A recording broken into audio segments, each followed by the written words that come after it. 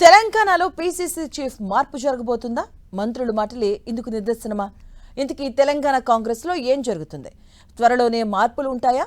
ఒకవేళ PCC chief ను మారిస్తే తర్వాతి చీఫ్ ఎవరు? ఇప్పుడు ఇదే అంశం తెలంగాణ రాజకీయ వర్గాల్లో హాట్ టాపిక్ గా మారింది.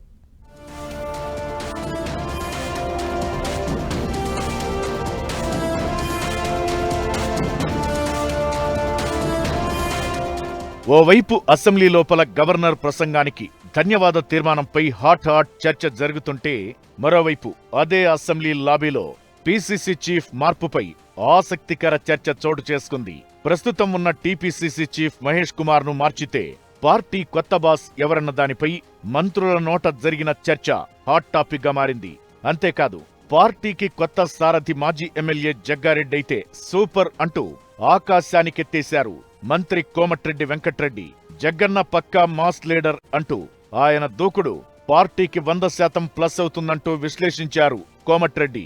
అంతేకాదు, వచ్చే ఎన్నికల్లో సెంచరీ కొట్టడం ఖాయమంటూ జోస్యం కూడా చెప్పారు ఆ సీనియర్ మంత్రి. దీంతో జగ్గన్న కాంగ్రెస్ కు పెద్దన్న అయితే నాది ఫుల్ సపోర్ట్ అంటున్నారు కోమటిరెడ్డి.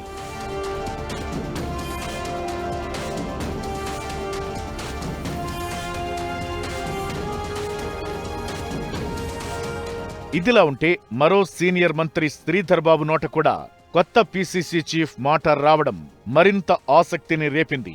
పీసీసీ మార్పుపై పార్టీ అధిష్టానం తీసుకునే నిర్ణయం అందరూ గౌరవించాలన్నారు. అధిష్టానం ఎవరికి బాధ్యతలిచ్చినా అందరూ కలిసి పనిచేయాల్సిందేనని చెప్పారు. జగ్గారెడ్డికి మంత్రి కోమటిరెడ్డి ఓపెన్ సపోర్ట్ చేస్తే ఢిల్లీ మాట శిరోధార్యమంటూ జగ్గారెడ్డికి సైలెంట్ అప్రోచ్ ఇచ్చారు మంత్రి శ్రీధర్ బాబు. టీపీసీసీ చీఫ్ పదవి అంటే కేవలం ఒక పోస్టు కాదని, రాబోయే ఎన్నికల దిశను నిర్ణయించే కీలక బాధ్యత అని తనదైన ముక్తాయింపునిచ్చారు దుద్దిళ్ల.